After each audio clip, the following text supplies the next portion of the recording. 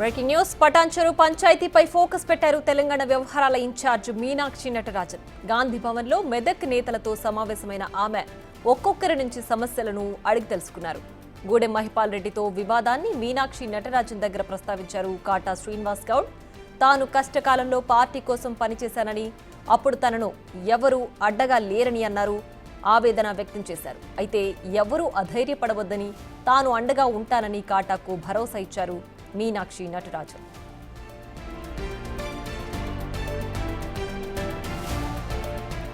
ఈ సమావేశం అనంతరం జిల్లా ఇన్ఛార్జ్ మంత్రి దామోదర రాజనరసింహతో ప్రత్యేకంగా సమావేశమయ్యారు.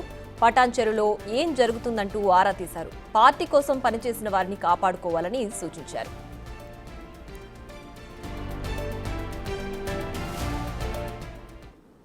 ఇక మరింత సమాచారాన్ని మా ప్రతినిధి హేమ లైవ్ లో అందిస్తారు. హేమ, చెప్పండి, మీనాక్షి నటరాజన్ మెదక్ నేతలతో సమావేశంలో ఎలాంటి భరోసా ఇచ్చారు? ఏంటి దీనికి సంబంధించి పూర్తి డీటెయిల్స్?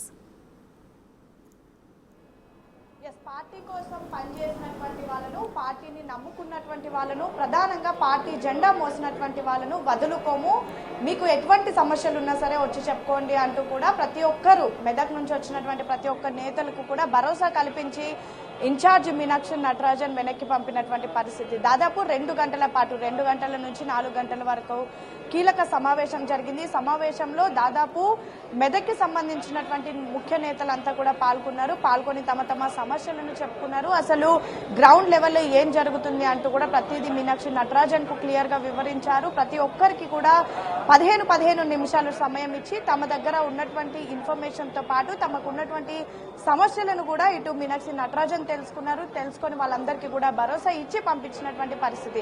ప్రస్తుతం ఇటు మంత్రి శ్రీధర్ బాబు, అదేవిధంగా TPCC chief Mahesh Kumar Goud and Meenakshi Natarajan ఆధ్వర్యంలో ప్రస్తుతం మల్కాజ్గిరికి సంబంధించినటువంటి ముఖ్య నేతలతో సమావేశం అవుతుంది. అయితే మెదక్ సమావేశం తర్వాత యాక్చువల్లీ సమావేశానికి వెళ్ళినటువంటి సమయంలో ఏం అడుగుతారో, మేము ఏం సమాధానం చెప్పాలో, అసలు మీనాక్షి నటరాజన్ వర్కప్ స్టైల్ ఎలా ఉంటుంది? ఎందుకంటే ఇన్ని రోజుల పాటు అందరూ మీనాక్షి నటరాజన్ అంటే ఒక ఏదంటే తను ఏమనుకుంటే అది చేసుకుంటూ పోతారు, ఎవరు ఏం చెప్పినా వినరు, తనకంటూ ఒక విజన్ ఉంటుంది, దాన్నే ఫాలో అవుతూ ఉంటారు. రాహుల్ గాంధీ ఏం చెప్తే అదే చేస్తారు, హైకమాండ్ నిర్ణయాల ప్రకారమే వెళ్తారు. కానీ గతంలో లాగా దీపాదాస్ మున్షి లాగా ఓన్ డెసిజన్ తీసుకోవడం లాంటివి ఏది ఉండదు అని చెప్పేసి ఇన్ని రోజుల పాటు విన్నారు. కానీ ఈ రోజు నేరుగా నేతలే వెళ్లి నటరాజన్ ని కలిసిన తర్వాత మాత్రం వచ్చిన ప్రతి ఒక్కరు కూడా ఊపిరి పీల్చుకుంటూ ఉన్నారు. ఎంతో భరోసాతో కూడా బయటకు వస్తున్నటువంటి పరిస్థితి. ప్రతి ఒక్కరికి కూడా పార్టీని నమ్ముకొని ఉన్నటువంటి వాళ్ళను నేను ఎప్పటికీ వదులుకోను, మీ అందరికీ కూడా సముచిత న్యాయం చేస్తాను అంటూ కూడా హామీ ఇచ్చి పంపించారు. ఇందులో ప్రధానంగా ఈ రోజు మెదక్ పార్లమెంట్ నియోజకవర్గానికి సంబంధించినటువంటి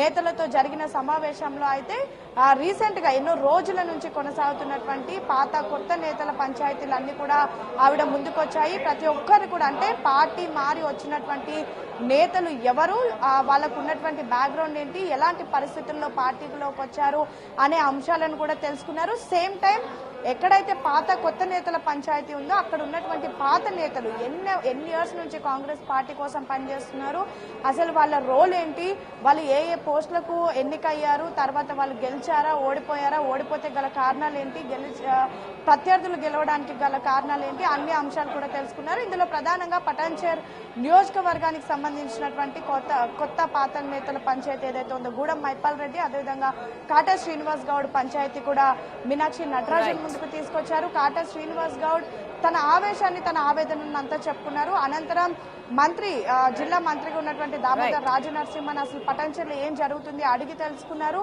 సో మొత్తానికైతే వచ్చినటువంటి ప్రతి ఒక్క నేతలకు భరోసా కల్పించి పంపిస్తున్నారు. ప్రస్తుతం మల్కాజ్గిరి పార్లమెంట్ నియోజకవర్గ నేతలతో సమావేశం అవుతుంది. Right Hema, thanks for the updates.